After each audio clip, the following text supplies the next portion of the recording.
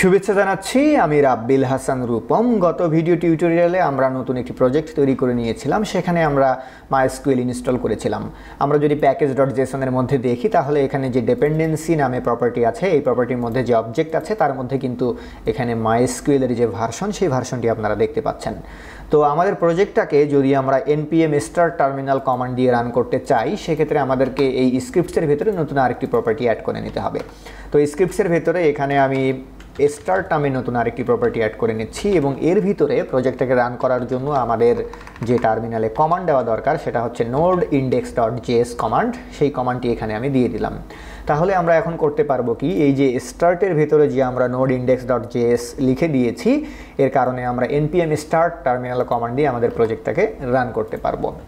তো চলুন এবার ডাটাবেজের সাথে কাজ শুরু করা যাক। তো ডাটাবেজ নিয়ে কাজ করার জন্য প্রথমেই আমাদের কি দরকার, আমাদের ডাটাবেজের একটা সার্ভার এনভায়রনমেন্ট দরকার। তো ডাটাবেজের সার্ভার এনভায়রনমেন্টের জন্য আমরা জ্যাম্প ব্যবহার করছি।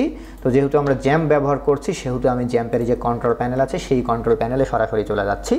এই কন্ট্রোল প্যানেলে এসে এখানে আমাদেরকে দুটো মডিউল স্টার্ট করে দিতে হবে। তো এখান থেকে আমি অ্যাপাচি এবং MySQL এই দুটো মডিউল এখানে আমি স্টার্ট করে দিলাম। এখন কিন্তু আমার কম্পিউটারের লোকাল হোস্টে MySQL যে ডাটাবেজ, সেই ডাটাবেজের একটা সার্ভার এনভায়রনমেন্ট এখানে ক্রিয়েট হয়ে গেছে।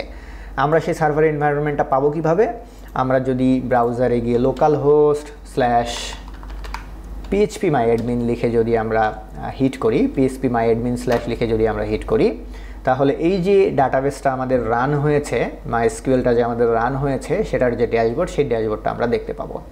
তাহলে আমাদের লোকাল মেশিনে ডাটাবেজের সার্ভার এনভায়রনমেন্ট রেডি। এখন আমাদেরকে করতে হবে কি, এই যে ডাটাবেজের সার্ভার এনভায়রনমেন্ট যেটা, এই এনভায়রনমেন্টের সাথে আমাদের প্রজেক্টকে কানেক্ট করতে হবে। তো প্রজেক্টকে কানেক্ট করার জন্য আমাদের একটা কনফিগারেশন ফাইল দরকার।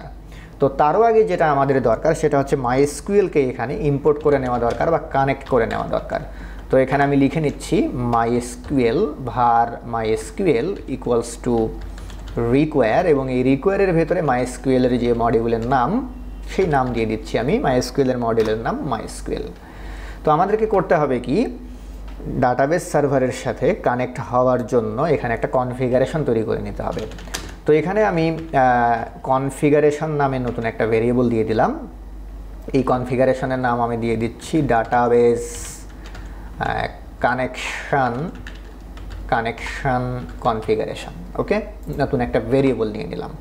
এই ভেরিয়েবলের ভেতরে আমরা করব কি, ডাটাবেস সার্ভারের সাথে কানেক্ট হওয়ার জন্য আমাদের যে প্রপার্টিগুলো আছে, সেই প্রপার্টিগুলো একটা অবজেক্টের ভেতরে আমরা রেখে দেব। তো এখানে আমি একটা জাভাস্ক্রিপ্টের অবজেক্ট নিয়ে নিলাম।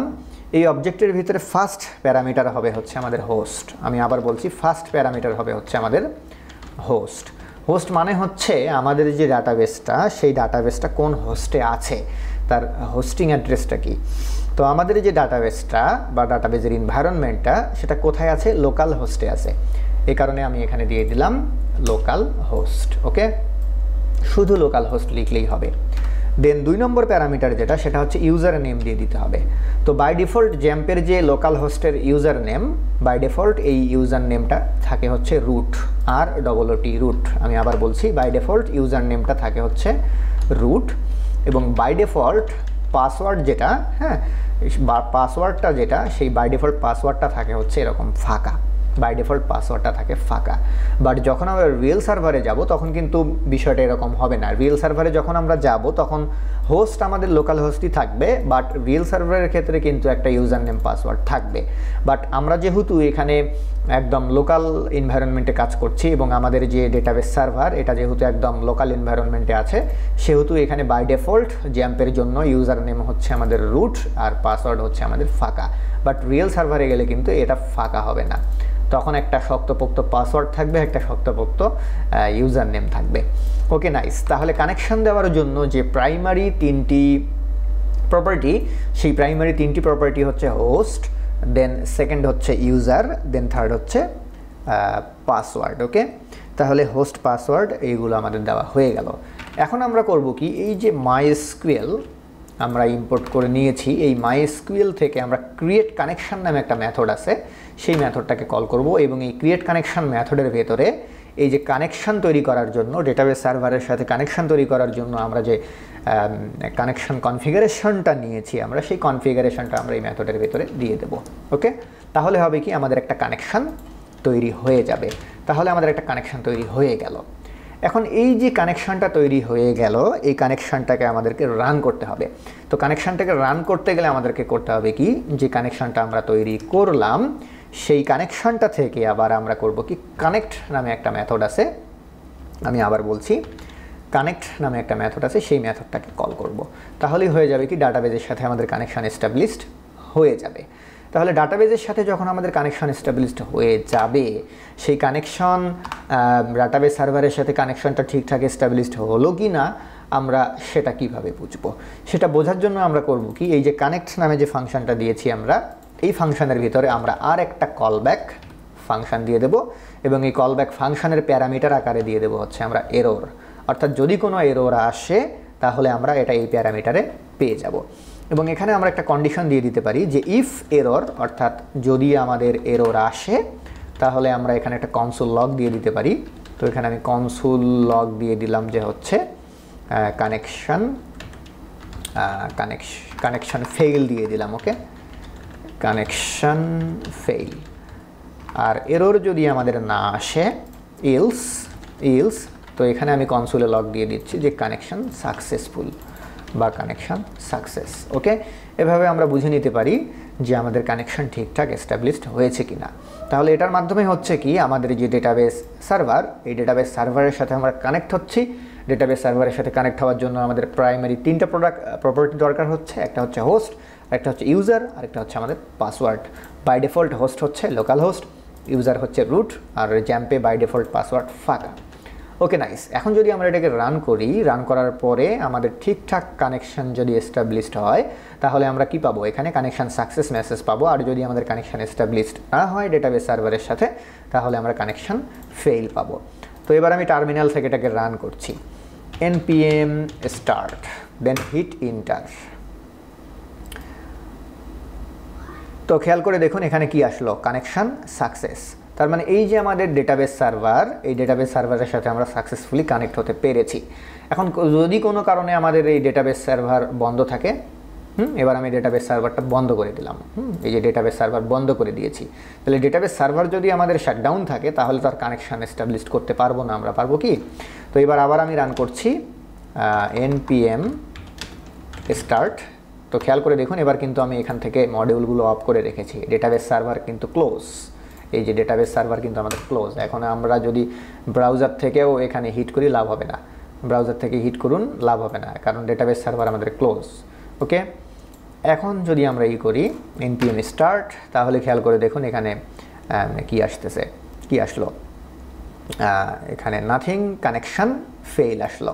কেন কানেকশন ফেইল আসলো? কেননা আমাদের ডেটাবেস সার্ভারটাই তো অফ আছে। তো এবার আবার আমি সার্ভার অন করে দিলাম, বাট এবার যদি আমরা প্রপার্টিগুলো ভুল দিয়ে দিই, সাপোজ এখানে আমি পাসওয়ার্ড দিয়ে দিলাম একটা হাবিজাবি, বাট আমার পাসওয়ার্ড তো ফাঁকা, আবার এখানে রুট না লিখে হাবিজাবি দিয়ে দিলাম, তো প্রপার্টি যদি ভুল হয় তারপরেও কিন্তু কানেকশন ফেইল হবে। তো এই যে প্রপার্টিতে গেলাম, প্রপার্টি এবার ভুল দিয়ে দিয়েছি, দেন আবার আমি এটাকে রান করছি npm start। তো খেয়াল করে দেখুন আমার প্রপার্টির যে ভ্যালুগুলো, সেই ভ্যালুগুলো ভুল, বাট আমার সার্ভার কিন্তু রানিং অবস্থাতেই আছে। তো যতই রানিং অবস্থায় থাকুক না কেন ডেটাবেস সার্ভার, তারপরে আমাদের কানেকশন ফেল হয়ে যাবে। এই যে কানেকশন আমাদের ফেল হয়ে গেল। তো আশা করি এই বিষয়টা আপনারা বুঝতে পেরেছেন যে আমরা যখন ডেটাবেস সার্ভারের সাথে আমরা যখন কানেক্ট হব, ডেটাবেস সার্ভারের সাথে যখন আমরা কানেক্ট হওয়ার সময় আমাদের হোস্ট, ইউজার, পাসওয়ার্ড, এই তিনটা প্রাইমারি প্রপার্টি এগুলো ঠিকঠাক থাকতে হবে। আবার ডেটাবেস সার্ভারটাও কিন্তু রানিং অবস্থায় থাকতে হবে। তো আবার আমি দিয়ে দিচ্ছি ইউজার নেম হচ্ছে জ্যাম্পের ক্ষেত্রে বাই ডিফল্ট রুট, পাসওয়ার্ড ফাঁকা। Okay, nice. দেন npm start। তো খেয়াল করে দেখুন এখানে কানেকশন সাকসেস।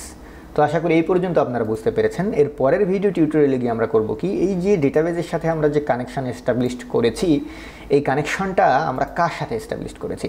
এখানে যে পিএইচপি মাইঅ্যাডমিনে কিন্তু অনেকগুলো ডেটাবেস থাকতে পারে। যেরকম আপনারা এখানে খেয়াল করে দেখুন, এখানে লারাবেল, মানিক, মাইডিবি, মাইএসকিউএল, এখানে বেশ কিছু আগে থেকে কিন্তু ডেটাবেস আমার তৈরি করাই আছে।